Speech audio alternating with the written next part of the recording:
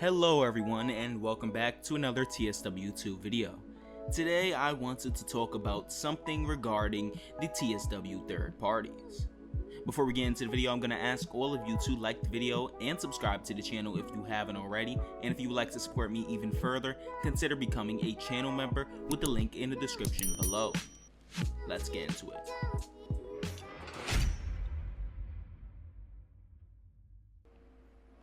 So, starting off, I wanted to just talk about the level of quality that goes into some of these third-party routes. Now, as some of you may know, yesterday, I'm recording this the day they came out, but this video will be coming out the Friday, the day after. Yesterday, the BR-187 by Skyhook Games and the 1938 stock by Rivet Games were released for Train Sim World, and they've received a lot of backlash and criticism, mainly due to the sounds that people are hearing from these trains. And now sounds are a very big part of train simulation, and especially in TSW, you know, people look at the sounds before they look at anything else with the loco, you know. Once you hear a train sound, you can kind of determine whether you want the route or not. That's why people were so high on the class 465, because the sounds were really accurate, you know, and they were made by a company that's known for giving us high quality sound production and design, Armstrong Powerhouse. They also did the class 314, which is on the Cathcart Circle Line route. So when we had the first preview stream for the 38 stock, first of all, people were already skeptical of the train because it was being designed and created by Rivet Games, and we know Rivet has a history with TSW, especially with the last two things they put out with the I believe it was Arosa line and the Isle of Wight, and those two routes were just they were atrocious, you know. The GE 4/4 on the Arosa line was using the 72 stocks traction motors. The 38 stock sounded horrible, and there were a lot of issues with I believe it was graphical issues with the class 483 on the Isle of Wight and on PlayStation, and it was just not a good time for Rivet Games, especially when people seen the Isle of Wight scenery. Not the Isle of Wight, actually it was the Arosa line scenery. Looking up at the mountains and stuff, and just looking at the disformed terrain and stuff, it really turned some people off from the route. Now, looking at Skyhook, they've had somewhat of a history with TSW. I believe they released the Cane Creek route, if I'm not mistaken. I believe that's the only thing they've done. One of you will correct me down in the comments, but that route wasn't well received either. You know, it was better than some of the routes Rivet put out. However, a lot of people did not like that Skyhook reused the same sounds from I believe it was the AC 4400.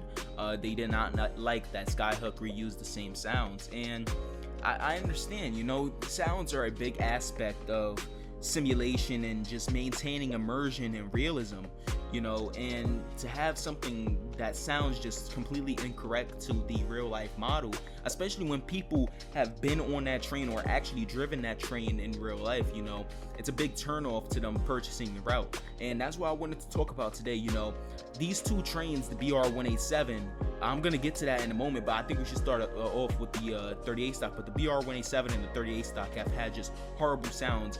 Just watching the preview streams and the stream today that Sam did, this is why I didn't purchase the two locos, because I just feel like they're not worth the money they are being sold at, you know. And Rivet should know that they're already gonna get this level of criticism from the community, you know. They've already released the Isle of Wight, and before that came out, everybody was so excited to see what that route had in store, and then it released, and it was horrible, you know.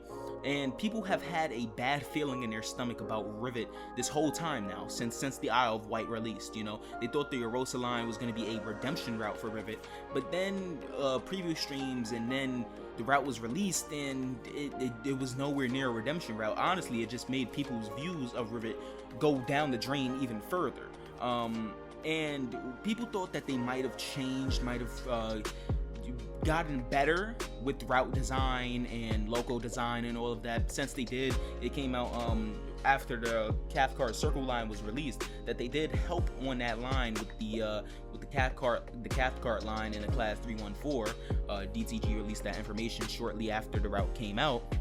But now we get the 38 stock, and even before it released, just with the preview streams, we already seen the horrible sounds, and it's unacceptable, you know, to sell a train. First of all, a train that we basically already had in the game with Class 483, even though they do have some differences and similarities, but they're mostly similar to each other. The 483 is just a modified 38 stock. You know, they took the 38 stock off of the Underground in 1988 and just threw it on the Isle of Wight with some minor modifications. So they're basically reselling a train that we've already driven in the game, with the same horrible sound for the full local price that certain locals like the Class 465 and M3 are being sold at. And it's just unacceptable to sell something of such low quality at the price that they did, you know. And I'm not saying that the loco itself is low quality, because I think they did a really good job at designing it, making it look like the real life counterpart, you know, making it the atmospheric tone, getting all of the different details correct, you know. I really commend them for that. However, the sounds, we cannot stress the sounds enough. You know, you need to get that aspect correct in order for people to really be sold on it, you know, in order for us to really view the product as something good, something that people should pick up. You know, the sound design has to be high quality. It can't just be a copy and paste of already incorrect sounds, inaccurate sounds from a previous route or a previous train. And then that's where we're going to get into with Skyhook now. You know, I haven't really had a problem with Skyhook. I didn't buy the Cane Creek route because I'm not a big freight fan, not at all. But I did hear some of the criticism about Cane Creek. I didn't see it myself. I did understand people's criticisms about the AC 4400 because I already knew the issues with the AC 4400 from, I believe it was Sam Patch Grade. So I already understood what people was talking about that. But, you know, I felt like Cane Creek was a well-designed route, and there wasn't much too bad about it. But then it comes out that the BR-187 is releasing the same day that the 1938 stock is releasing, and I was like, okay, that's cool, that was unexpected. But then we get the preview stream. It wasn't even, they didn't want to do a preview stream, actually. Sam says there wasn't enough time or whatever.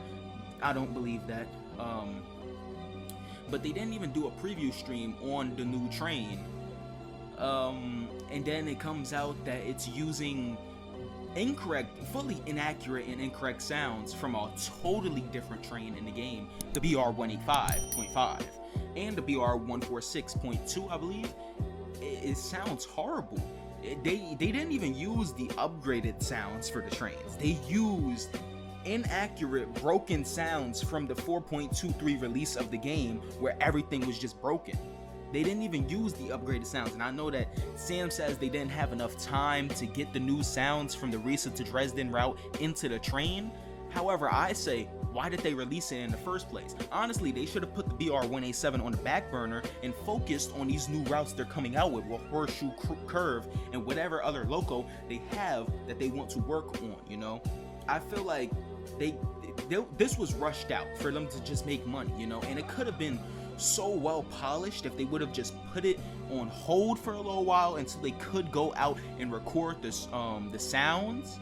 But they didn't, and it released in such a horrible state in terms of sounds and the loco design itself. You know, I think it's a beautiful loco, but there's some things that are just incorrect, like the headlights. Some of the screens weren't working properly. There was something else that someone mentioned about like the shininess of it, and I wouldn't go as far as to complain about the shininess of a train. You know, I feel like that's a stretch, you know. But the train, the sounds weren't just the only issue, is what I'm trying to say, you know. And I think that loco could have been worked on for much longer, you know. I wish that the other third-party developers in the game, Skyhook and Rivet I'm mentioning, were able to release routes and locos at such a high quality that TSG does. Not DTG, but TSG, Train Sim Germany. And if you don't know what or who Train Sim Germany is, they worked on the BR-423 for Hauptstadt Munich to Augsburg, and everyone knows how good that train sounded, how well it ran, and all that. All of the details that were put into it. The train is one of my favorites in the whole game, but they just put so much passion into the projects they're working on. Like, you see how long it's taken for the BR420 to come out. You know, it's not even slated for release anytime soon. I think they said before the end of the year or early next year. I'm not completely sure though, but the BR420 has been in production by them for so long, you know, and they've released some pictures of it pre-release. Basically, a lot of pictures were going out of it late last year, going into early this year. We haven't really gotten any pictures of it since maybe February or whatever, but they have been working on that for so long, and they're putting so much passion, time, and effort into making that train the best it can be, building a whole new timetable or whatever they're doing for the Hauptstadt Munich to Augsburg route, you know. And I wish that the other third parties were able to get up to this level of realism, the detail, and just passion to put into these projects to make it the best that they can be, you know. We knock on DTG so much that we forget how well DTG creates certain things, you know. And I'm not gonna stop criticizing DTG. They need some of the criticism. They deserve some of it. I'm not going to lie. I personally hate some of the DTG's routes and trains. I hate some of the business practices and some of the new features that they choose to put out or whatever, or features that they don't choose to put out, to make it more specific. But we don't give DTG enough credit for creating good, well-detailed trains, you know. We always look at the bad side of things, and I'm a culprit of this myself. But we always look at the bad things with DTG, and we don't look at enough of the good things, you know. If you were to compare some of the DTG trains and routes to some of the third-party stuff, specifically Skyhook and Rivet games, you will see a clear difference in terms of quality and passion that was put into the route. Look at Riesa to Dresden in the Meissen branch of the route, and look at how well detailed that is. And then look at the upcoming West Cornwall local route and how many inaccuracies there is. It's astonishing how there's such a difference in quality between what DTG creates and what these other third-party developers creates, you know. And I really wish that there was more passion and stuff. I honestly felt like the third parties would be the key to TSW's success, you know, and I still believe that. But the current third parties that's working on the game, and I'm not saying that they should be removed from creating stuff, but I feel like they need to be checked. Basically, it's DTG's responsibility to make sure that they are developing high quality content that players of all countries and anywhere in the world would want to pick up, because it's such high quality, it looks great, and it's a train that they would have fun driving. And a lot of the stuff that these third parties put out is just not that. Rivet has excellent logo design. The GE4/4 was beautiful. It was a nice logo. I enjoyed how it looked in the cab. I enjoy how the 38 stock looks in the cab. I love how the 150 looks that's coming with the upcoming Cornwall local route. But the sounds on the trains are just horrible, and that needs to be checked, you know.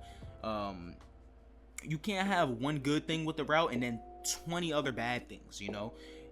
There has to be a balance, and I feel like TSG and sometimes keyword DTG really hits it on the nail, you know. TSG specifically, I'm really high of TSG, and I'm not even a big German fan when it comes down to German routes and stuff and locos, but TSG does an excellent job with some of the trains that they create. Well, really not even some, all of the trains that they create for the game. But I just wanted to talk about, like, the quality needs to be increased when it comes down to these third parties, and it's becoming kind of annoying. It's coming to the point where it's like people are just ignoring some of the third party content that's getting released for the game, you know, just focus on the DTG and TSG stuff at this point. But I do think that there needs to be maybe a balance or whatever. I like when third parties help DTG with stuff. You know, I don't think third parties should just be left to work on their own products right now in routes and stuff. Specifically Rivet, I feel like they do really well with loco design, but just fail on keeping a route accurate to real life. Skyhook, really good loco design, fails to deliver with sound. Who knows? Maybe they can work on a joint collaboration project with DTG, maybe become a second party studio, or maybe not second party, continue to stay a third party, but help out with a route in terms of maybe Rivet makes the rolling stock, DTG does the sounds, and DTG does the rest of the route. Maybe something like that, a shared collaboration project between the different developers, you know, to kind of balance it out. Because certain third parties do it better than DTG, and DTG does it better than certain third parties in different aspects of the game. And I hope that more third parties do come to the game in the future, but more third parties that are willing to sacrifice maybe more beginning sales, or to sacrifice a lot of time to put into these trains to get that back in terms of how many sales they'll get when it finally releases, you know. But that's basically all I wanted to talk about in this video. I just today, looking at these two new logos, they did not go well at all in anyone's minds. I don't know how you can look at these two new trains and say they are excellently remade creations of real life. I don't know how you can just look at them and say that. But that's about it for this video. I hope Just Trains comes to the third party team. That's all I'm gonna say at the end of the video. I hope Just Trains comes to this third party team. I need that Metropolitan line in the game. Anyways though, I'll catch you guys in the next video. Stay on the lookout for that GWR class 387 video. Will be coming out in the next coming days. And peace.